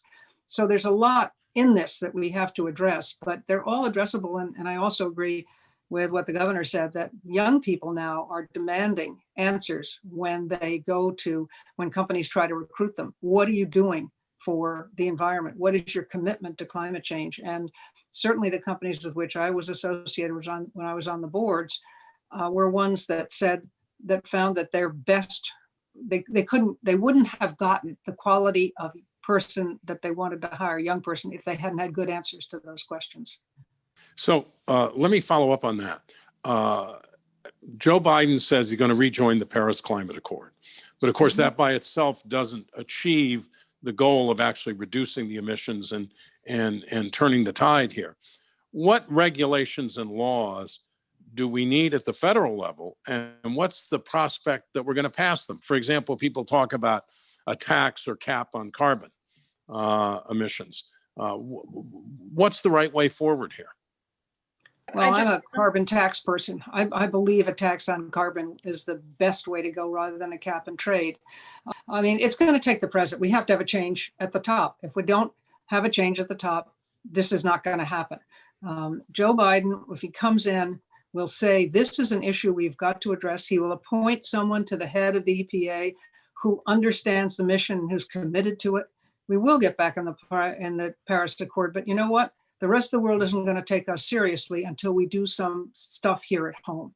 And that means doing something like a tax on carbon. It means taking some really visible steps that shows we are committed, because right now people don't trust us because we keep going back on our commitments. We will say we will put pressure on the international community to adopt standards that they may or may not like, and then we walk away from it. So right now, before we can really impact the international dialogue, we've got to do some pretty tough stuff here at home. And that is going to come through the regulatory process at the EPA. Someone else was trying to comment. Actually, go ahead, please. I was not next in the queue, so I don't know if. No, there's no queue. Go ahead, Governor. I will defer to you. Go ahead. Faster with my mouse. But I think part of the Build Back Better infrastructure plan by Vice President Biden is a really effective tool in Congress, particularly if you had incentives. So look, I need broadband. I got to have $2 billion in broadband investments to realize not only our climate opportunities and meet our challenges and our goals. And if there was an incentive by having methane emissions and recycled water and accountability in oil and gas, and by having a renewable portfolio standard that's robust, having states meet the carbon neutral standards, that those folks get some incentive or move faster, you're going to create a sea change in a regulatory environment in states, because those businesses are going to go to those state legislators and those governors and ask for that support. And that then creates a meeting in the middle between what's going on with federal leadership and moving states as quickly as you can to embrace those efforts. And I really think that can be another sweet spot, if you will, to bring people together. I know that New Mexico would do as much as we can to embrace that and meet that, from electric vehicles and electric vehicle standards and grid modernization and transmission authorities, all of the things that you need so that you're making not only the transitions, but you're creating the environmental accountability standards. Frankly, those guardrails businesses are asking us for. Bina, I think you wanted to come in here. Yeah, go ahead, Bina. There are a few different components of a federal climate plan, and Joe Biden's plan certainly has some of these components that I think are really critical. Of course, rejoining Paris is sort of a bare minimum. It's the floor. And as Governor Whitman raised, we still have to clean up our own house in order to have credibility in those global arenas. And one, of course, is regulation in a number of ways. One is particularly if we can get it done legislatively, to get a price on carbon in some way, which I think would do a lot. And the other is that just look at the environment we're in. We are in an economic crisis that has demanded multiple multi-trillion-dollar stimulus packages. And that is a huge opportunity and lever, and indeed part of the Biden campaign's thinking, if elected, to try to use that stimulus in a way that really invests in green infrastructure, invests in resilient infrastructure around the country, tries to move forward things like grid modernization, the sort of non-sexy parts of dealing with the climate crisis that could have a huge impact from an energy efficiency point of view and from the point of view of really protecting communities. And so I think there's a real opportunity when people use the phrase Green New Deal. Obviously, that's a resolution. It's not yet a piece of legislation that has policy components on it. But I think the New Deal, if you think about the moment that led to FDR's New Deal, I'm more thinking that we are kind of in that moment in terms of the economy and the pandemic. And so the kinds of thinking that can be done and the way that can be applied to addressing the climate crisis, whatever name you want to give it, is a moment, right? It's a real opportunity we have to take this on in a more ambitious way than it's been taken on in previous administrations. Mike, you wanted to come in here, I think? Yeah, just from the right, the issue is going to, because governors love everybody loves infrastructure. It's just Joe Biden, because of COVID, is going to inherit a fiscal situation where in real dollars we've been spending World War II fight. And so to make Republicans not go into reflexive no mode, and they're going to have enough power in Washington, particularly in the Senate, even in the minority, to be very troublesome to them. There's got to be some incentives for the R's, including lightening up on Davis-Bacon, which is the law that when you do a big infrastructure, it's always got to be prevailing wage, which is generally code for union wages. And sorry, the Pence fly. The Pence fly has been. I know, been following me around all day. So the point is, there are certain things that I think would make it easier. Many of the Republican governors, and Governor Whitman can speak to this, would be interested in some infrastructure money if Biden can find a cheap way to bond it or whatever to find the cash at a time we're going to be under huge fiscal strain in DC. But for states that don't have the labor profile of some of the blue states where Joe's political base is, you've got to, when Wilson had the earthquakes here and had to rebuild freeways and bridges quickly, they proved with some, and the labor came to the table. This is a labor state in California, but a lot got done at lower price than the Republicans. That's kind of entrenched in our world as a good model. So Biden has to do some things like that. If they just override the filibuster with the Senate majority and ram a lot of stuff through, the Republicans will harden. They will win in the short term, but then the Republicans will be in a competitive position in the midterms to take the Senate back. And then, it's one step forward, two back. So there's got to be a good Biden deal-making point of view as he enters his way to find at least some challenging situation. But I think there's support for it, particularly from Republicans who aren't elected federally. That fly is persistent, Mike. Yeah, but... the fly is not good. I forgot my solar powered AOC approved fly swatter, which gently talks the fly into leaving, and I'm just gonna have to do it. Bother Pence, so I promise we'd turn this over to questions, and Mike, I think you're gonna get the questions and ask them. I am, but our coal powered internet here is a little slow to send me any. Oh, here they go. The first one popped up. This is a question from Kimberly Bliss. It is difficult for individuals to embrace more changes to help with the climate crisis because Americans have spent a lot of money to re-landscape, conserve water, buy new cars, buy organic, replace appliances and light bulbs, and still our utility and other bills have increased dramatically. It appears that the only beneficiaries have been billionaire businesses. How can we motivate people if they can't experience noticeable benefits of their behavior modifications? Ooh, I can't take that one because I do write about this in the Optimist Telescope. So for one thing, I would say those individual actions are meaningful. They are not meaningless. They may feel at times like they are pushing the boulder up the hill, but they have a huge impact. The way that they change norms, the way they change consumer habits. So car companies, I mentioned lighting. There's so many ways in which consumer signals about the kinds of products we want and the kinds of products that we are willing to buy can actually drive changes, drive invention, help bring to the fore greener ways of living. And I also recommend the work of Robert Frank, who's written about behavioral contagion, emeritus Princeton professor, economist. who wrote about the way that smoking, basically the culture and the norms around smoking, helped make some of the shifts that we needed to see in terms of regulation, and helped make some of the political shifts that we wanted to see in terms of understanding and recognizing the science of the dangers of cigarette smoking. And a very similar thing, I think, is happening with climate change. The more that people act individually, the more they're able to change what their communities do, and that community level change makes a difference. I will also say that one of the most important decisions you can make as an individual is to vote.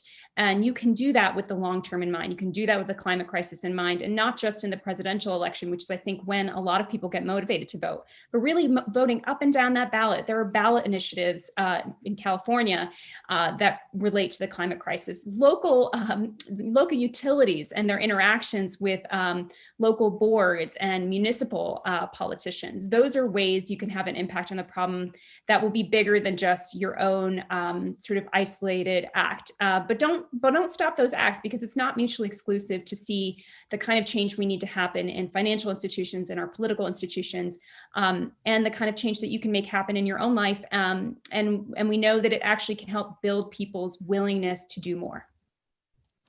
It's always hard to persuade people of the cumulative impact of individual behavior. That's one of the toughest things to get people to appreciate, but it really does make a difference when you change your behavior and your neighbor does. It may seem inconsequential, but it can be huge.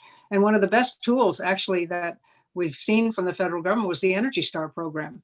Once people could see how much energy they would save and what it meant in dollars to them, and they bought more of those products came down in prices, and they're very competitive, if not less expensive now than some of the fancier models. And so it does work. It does work if you give people the kind of alternative that doesn't require them spending themselves into poverty. John wants to know, Jan, why are American politicians so hesitant to adopt plans that have worked in other countries? For example, Germany is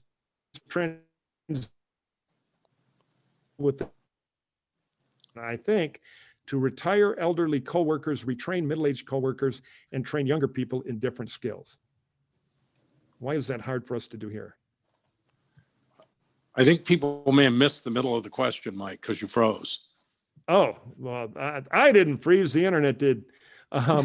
Question from Jan, I'll read it again. Why are American politicians so hesitant to adopt plans that have worked in other countries? For example, Germany is transitioning from coal with a 10 to 20 year plan to retire elderly coal workers, retrain middle-aged coworkers, and train younger people in different skills. So why, at least from Jan's point of view, we're bad at transitioning workers out of industries that are heavy carbon contributors into new things? Why aren't we doing better? I'll take a stab at that. And Mike, I'm going to actually repeat something that you said, which is, we have in this very divisive and in a moment, false information can go out on the internet. We attack every idea as a bad idea, a socialist idea, and that if you really care about American ingenuity and American independence, it has to be our idea.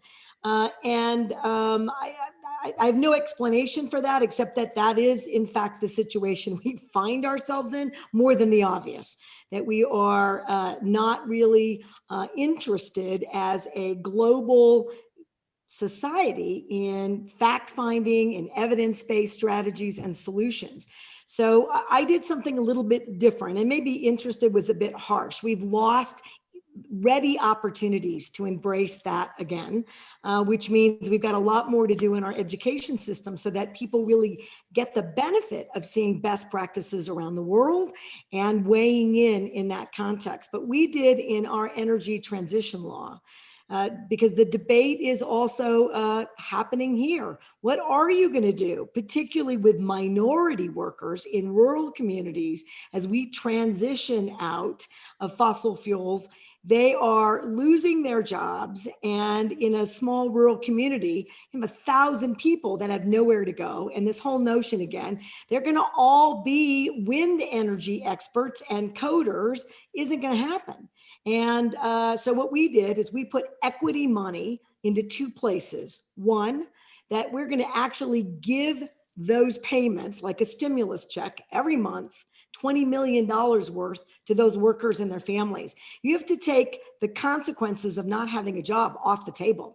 They have to know that they have real opportunity, and then another 20 million into the community to redesign their economic opportunities and to shift this group into what that is with them at the table. And then we've aligned and funded our community colleges to make sure that they're ready to do that retraining, whatever it is. If you can't give folks economic security in that transition, then you just have a battle because they're left behind. We should have learned that, what we did in coal mining, and we didn't. And so we keep getting into this debate. Germany invests, and they do it early in training and educating young people and their families about a whole host of opportunities. Same in Switzerland. They actually tell you which track you're going to do in your the last part of your high school education, so that they've got a real willingness to take best practices no matter what age you are, and to get that education. So we're going to have to retool our public education system.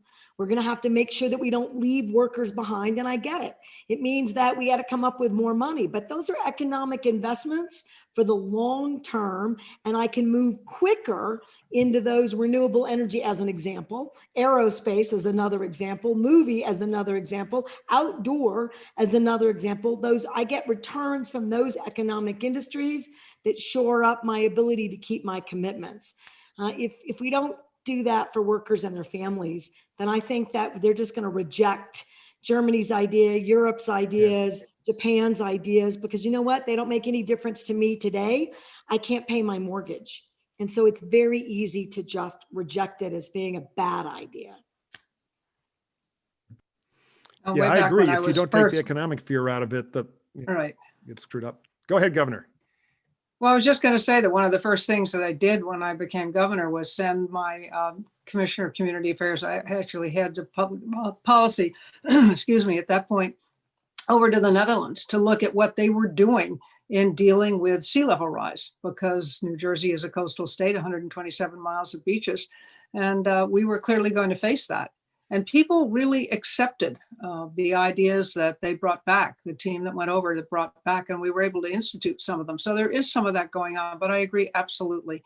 You know, you can't tell a 40 or 50-year-old coal miner that you're going to do away with a coal plant and you're going to turn them into a high-tech person, because it's not going to happen. But certainly the states and the federal government together can provide incentives for new manufacturing to be located near areas where they can work, because they can be incredible at manufacturing things, putting things together. And we want to get more of that going back in the United States, and there's a way to do it. And so that's where the things like incentives should come in the retraining, but within the framework of what is possible, how will they adapt? Something that's reasonable for them to expect can happen and can make a difference. And in the interim, you have to give them something that allows them to live while they're going through that training. So Joe Árvai has a great question. And I'm going to throw this one to Governor Whitman to start with, because she served in the cabinet in this area. Bloomberg is reporting that Biden, if elected, may create a federal climate change office agency and name a climate czar, along the lines of what was done to create DHS under George W. Bush. Is this a good idea? What would such an office actually do? Make laws, enforcement? And what kind of nonpartisan person should lead it? So a czar, what do we think? Well, I hate czars. I hate that title anyway. But, you know, we have the Office of Environmental Quality. There is the Office of Environmental Quality within the White House. Not that this White House has used it, but that was the office that was to bring together all of the different agencies that, and the parts of them that dealt with climate or dealt with the environment, and help coordinate it so they were harmonized. You know, yes, it's fine to have a special commission, but you've got the tools there. You have got committed public servants who have been doing this for years in whether it's in Interior or at EPA, over at Commerce. You have people who understand this. What you need to do is bring them together. You don't necessarily need to bring in a whole new group of people who may not understand the legal history, the regulatory history behind what's been done and how to use the tools, but use the tools we have. We have those people, we have the various agencies within departments that deal and focus on this, bring them together, coordinate them, whether you do it through the Office of Environmental Quality or you set up another group and have someone with overall responsibility for that. But it doesn't need to be a whole new creation, I don't believe. I mean, if that's what people want, fine, but I just think I don't want to waste any time on this. I don't want to waste time bringing people up to snuff on what's been happening and what we can do and what's legally, what we're legally able to do and what we've already seen in the past that has worked or hasn't worked. I would be more focused on harnessing what we already have within the federal government and bringing that together under whatever structure you want. Whether the Office of Environmental Quality isn't the one to do it, then so be it, to have another one, but don't stop and wait and bring in a whole bunch of new people. I would actually take a little bit different approach than Governor Whitman. There's something definitely lost in the titles of czars, but when you've got such a broken government, and it is incredibly difficult to navigate, and you have your new appointees with incredible folks there that I have no disagreement that you've got incredible expertise. It's exactly the problem we have with COVID. We aren't bolstering and supporting that expertise, but it's so eroded. And I took on a government that cut tough budget years, no investment, no looking at jumpstarting anything, just decimated the departments. And as a former cabinet secretary for 3 different governors for 18 years, sometimes just debating with another leader on a particular topic. So aging is in Medicaid and is in the Department of Health, and grandparents raising grandchildren was over at Children, Youth, and Families, and then my own department. And you would lose momentum trying to get the perfect resolution with everybody lined up.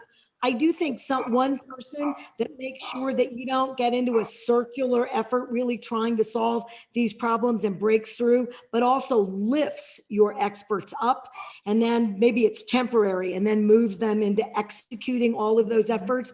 I think that there's no real wrong approach as long as it's a committed approach to utilizing the expertise that we have in the federal government and to make sure that we're executing on these ideas and strategies as quickly as possible. Bina, you wanted to say something, I think. Well, I don't want to belabor this point if there are other questions, but I'll just give a quick practical answer to this question, which actually in some ways is agreeing with both governors in this case, which is that, you know, in the Obama White House dealing with climate change, the Council on Environmental Quality was very involved in and was charged with the sort of resilience agenda. The Office of Science and Technology Policy also had a charge with respect to the climate action plan of President Obama. The State Department was in charge of the negotiations and developing the strategy around Paris. And then you had multiple federal agencies, because this is a problem that touches everything, which is where we started, right? It's the Defense Department, it's the EPA, it's the DOE, it's right. So there's just an alphabet soup of agencies that are involved and needed to be mobilized on this issue. And I think until John Podesta came in, who, you know, for full disclosure, I worked for him until he came in to the West Wing as counselor to the president. He was sort of working directly with the chief of staff. He's the former chief of staff, of course, to Bill Clinton. But until that happened, it was sort of like everyone was in the second term, I should say, because the first term was a very different situation, and I wasn't there for that. But the idea that there were all of these different people taking different pieces of the puzzle in different agencies that didn't have one person who just sort of advocated for the policies to be advanced, had the ear of the president, could just get things done and decide what needed to be prioritized, I think was just from a practical standpoint difficult. And once that person was in place, it doesn't need to be a whole office, to Governor Whitman's point, but a person who draws on all of the strengths of the federal government to get an agenda done. Okay, our last question is from one of our students, Camilio Dazamanga. And here's the question. Is focusing on how consumers can stop climate change convenient for corporations? Does it deflect attention from who is really to blame and allow corporations and the federal government to avoid the difficulties that come with enacting legislation and implementing regulations? And I'll quickly say, if you can move the free market, you've moved the biggest thing you got to move on climate change. So I think it's more than a blame game. But what do our experts think? Who wants to go first? I think that, so the question is really about whether individuals should be held responsible or corporations and politicians more so. Is that, am I understanding that right? Yeah, I think it is. Yeah. Is the talk about consumers just a way for the corporations to avoid, blame and politicians to avoid blame? I'll just repeat what I said before, and then say something else, but they're not mutually exclusive. So consumers can take ownership because consumers have influence. We have influence over the companies, what we buy. We can choose not to buy from one company. We can choose to buy from another. We can choose who to vote for. We can choose what to vote for. And we have to exercise that power, and it's very important. That said, corporations are in no way off the hook from dealing with this issue. Our politicians are in no way off the hook. And part of how we hold them accountable is to recognize as a citizenry where our influence and where our power is. Certainly, when it comes to climate change, we cannot ignore that the fossil fuel industry manipulated and misled the American public about the science of climate change, that it has resisted and lobbied against political action on climate change. And so I think there's a lot of accountability there. And some people are pursuing that accountability through lawsuits, attorneys general in states. There's a way to create accountability through investment as well. There, asset managers now can be creating funds that decarbonize, that look at other sorts of innovation. There are ways that we can mobilize all kinds of financial incentives, basically to move companies away from a fossil fuel past and into a more vibrant, clean energy future. Anybody I would agree else? 100% with that. There's no question that it's not an either or. It's all of the above. And you do see investment managers now creating funds that are focused just on green, on reducing carbon, on making green investments, renewable investments. So that's all good, but nobody's left off the hook. And what you really have to have is enforcement of the regulations we have. And unfortunately, we haven't had that enforcement over the last 3.5 years. Okay, Bob, I think that wraps up our time for questions. You want to? Yeah, I just want to thank our panelists. This was an absolutely great panel, lively, interesting, and insightful. I want to thank our audience, and I want to thank the Wrigley Institute, our partner here at USC, and the Rancho Mirage Writers Festival, our other partner. We've been doing a series of these programs, but I think this one was particularly enlightening. By the way, on November 13th, if any of you are interested, we will have the annual Warshaw Conference on Practical Politics, which will focus on the 2020 presidential election, and we have some terrific guests. But thank you, Governor Lujan Grisham. Thank you, Governor Whitman. Thank you, Bina Venkat. I really practiced this name, Bina Venkatraman. And thank you, Mike. And we'll see you all soon. Thanks. Thank you all.